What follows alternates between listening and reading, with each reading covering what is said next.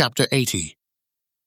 Bravo returned to his room and retrieved the 2 burner phones from the hotel safe located in the closet.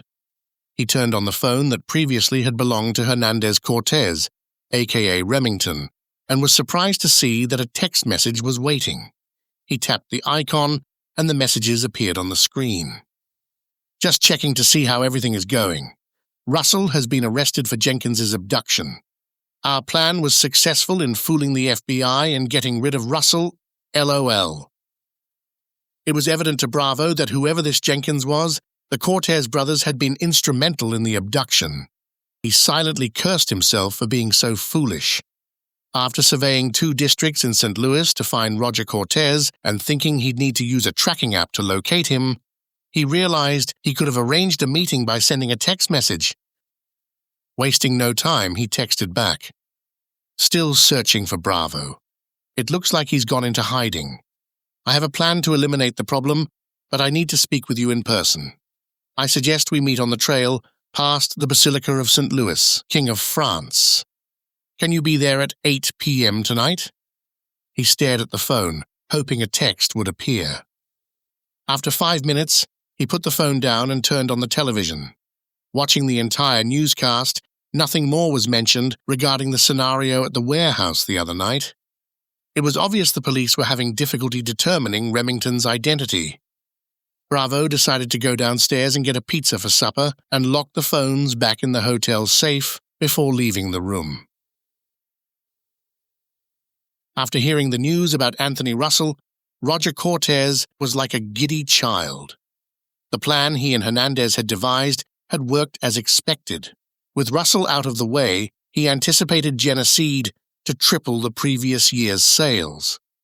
With his salary and commission structure, he predicted a windfall of over $15 million at the end of the next fiscal year. He heard the burner phone buzz in his desk drawer but ignored it, expecting Jeffrey Kruger to show up at any moment. As he thought about the message waiting for him on the phone, Kruger knocked on the door and walked in.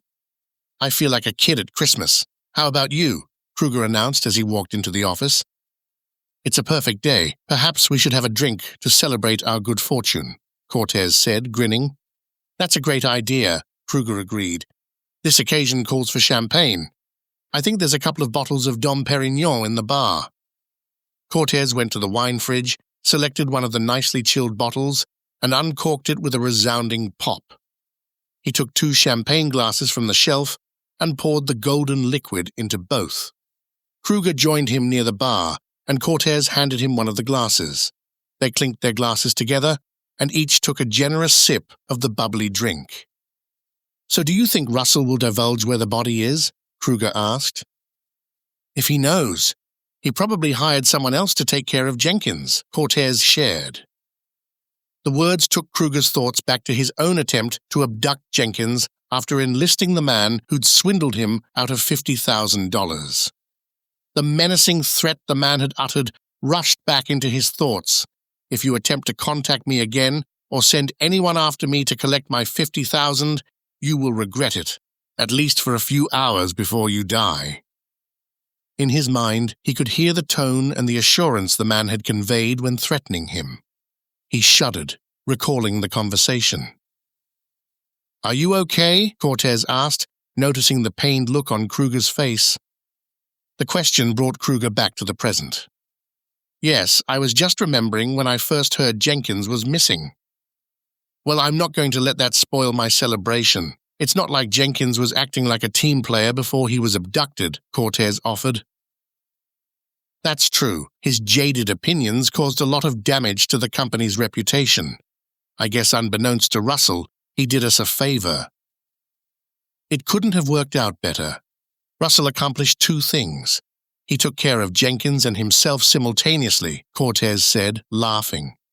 Kruger downed his drink, then said, "I'd like to stay and have another, but I should get home. I think my wife invited some of the neighbors over for dinner. I guess it'll be another night of listening to endless nonsense about what's happening in the community." Kruger left the office, and Cortez retrieved the burner phone from his desk and checked the message. "Still searching for Bravo. It looks like he's gone into hiding. I have a plan to eliminate the problem, but I need to speak with you in person. I suggest we meet on the trail past the Basilica of Saint Louis, King of France. Can you be there at 8 p.m. tonight? Cortez had mixed feelings about the message. He couldn't understand why Hernandez needed to meet. He was about to respond that he didn't think the meeting was a good idea, but typed back, "Why do you need to meet? You're supposed to be the expert in these matters." He waited several minutes for a reply. Then the phone buzzed. "Yes, I'm the expert, but I need to talk about what happens once Bravo is no longer a threat." Cortez replied, "Sounds like you want money. How much do you want?" The response, "We can discuss that when we meet. There's another item on the agenda that needs our attention first." Cortez typed back, "Okay, I'll meet you at 8 on the trail past the Basilica." The reply, "Be sure to bring your phone. That'll be part of our discussion." Cortez replied, "I don't understand. What's this got to do with the phone?" The reply, "It's important. Bring it and have it on. I'll explain when I see you." Cortez typed, "Okay." Bravo read the last message and breathed a sigh of relief. The plan was coming together. He pulled out his canvas bag, looked through the items in the bag, and removed a few that wouldn't be required for the meeting. Looking at the clock, he saw it was approaching 6:30. He needed to be there long before Cortez arrived. Even though the Basilica was a 5-minute walk from the hotel, he started gathering the items he'd need and placing them in the canvas bag. He changed out of the casual clothing he'd worn for the meeting with Tanya, which ended with Abe, and put on jeans and a navy-colored long-sleeved shirt. The dress shoes were exchanged for sneakers. He grabbed the bag and left the room.